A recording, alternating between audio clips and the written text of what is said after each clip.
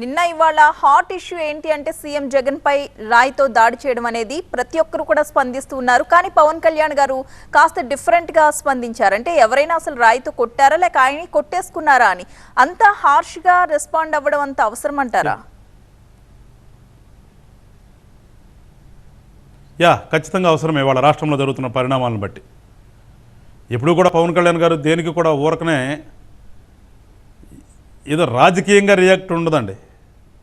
మా ఆలోచన ఏదంటే మేము ఈ రాష్ట్రం కోసము ఈ రాష్ట్ర అభివృద్ధి కాంక్షిస్తూ పెట్టినటువంటి పార్టీ. ఈ రాష్ట్రంలో ఉన్న ప్రజల బాగోగులు చూసుకుంటూ బాగుండాలని కోరుకునే పార్టీ మాది. కానీ రాజకీయం కోసం రాజకీయం చేసే వాళ్ళ గురించి ఖచ్చితంగా ఇంతే మాట్లాడతాం మేము. ఎవరికి తెలియదు. ఇప్పుడు సాక్షాత్తు ఒక ముఖ్యమంత్రి హై సెక్యూరిటీ జోన్లో ఉండి పోనీ ఎవడన్నా చెయ్యాలి అనుకుంటే చిన్న అసలు ఆ రాయి దొరికింది వీళ్ళకి. అసలు ఇక్కడ మనం ఆలోచించాల్సింది ఏంటంటే ప్రతి ఒక్కళ్ళు రాయితో కొట్టారంటున్నారు. అసలు రాయి తగిలిందా, ఏం తగిలింది, ఎవరు చూడలేదు కదా. India now is a very significant power in the world, economically, diplomatically, through its enormous soft power. India has shown a great resilience, how it brought the vaccination and became the vaccination provider to the world. India was the world's largest economy 1,000 years ago. It should happen again.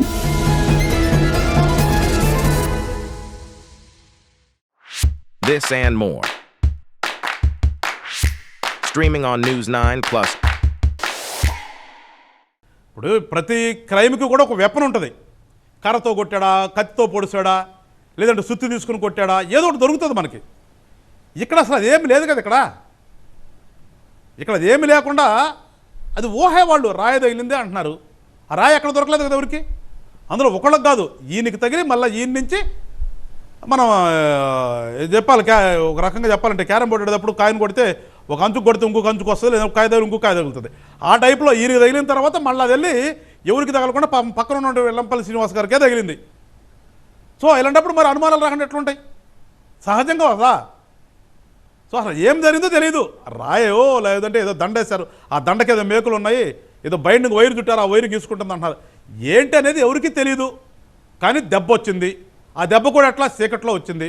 చీకట్లో కూడా ఎట్లా వచ్చింది, చుట్టూతా security వాళ్ళు ఉండగా ఎవరి దగ్గరికి కూడా వెళ్ళకుండా కరెక్ట్గా ఈ ఇద్దరు నాయకులకే, ఈయన ముఖ్యమంత్రి గారు అక్కడ పోటీ చేసే అభ్యర్థికి. మరి జనరల్గా ఎవరైనా కానీ అనుమానిస్తారు కదా. అందుకని మేమేంటంటే మా నాయకుడు రియాక్ట్ అయింది ఎందుకు, వాళ్ళు దానికి అంతా యాగి ఎందుకు చేస్తున్నారు అసలు మీరు? నేను క్లియర్గా చెప్పాడు, ఈ రాష్ట్రంలో చనిపోయినటువంటి మీ చేత చంపబడినటువంటి ప్రభుత్వం చేత హత్యలు చేపించబడినప్పుడు లేనటువంటి బాధ హై సెక్యూరిటీ జోన్లో ఉండి నీకు తగలటమే ఒక అనుమానం అయితే దానికి ఎందుకు యాగి చేస్తున్నారు మీరు? ఎవరి దృష్టి బొమ్మలు తగలబెడతారు? ఎందుకు రాస్తారు కాల్ చేస్తారు మీరు?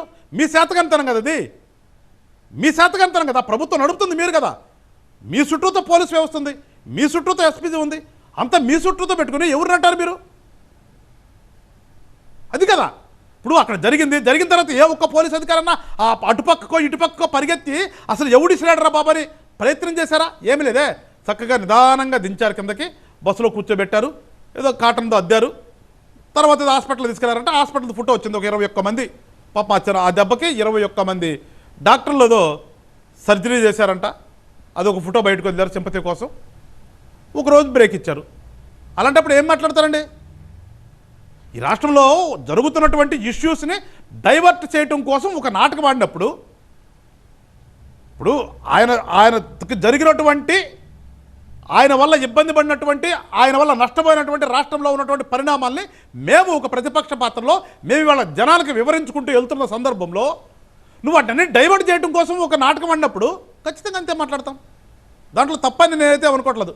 100కి 100% జనసేన నాయకుడు మాట్లాడితే కరెక్టే అనుకుంటున్నాను. నాకైతే దానికి పెద్ద ఇదే ఇవ్వాల్సిన అవసరం లేదు. చాలామంది ఏదో అట్లా అనకూడదు, ఏదో పరామర్శించాలి. ఏం పరామర్శించాలి? బొక్కలు పెట్టుకుని వెళ్ళమా ఎందరికైనా మేము?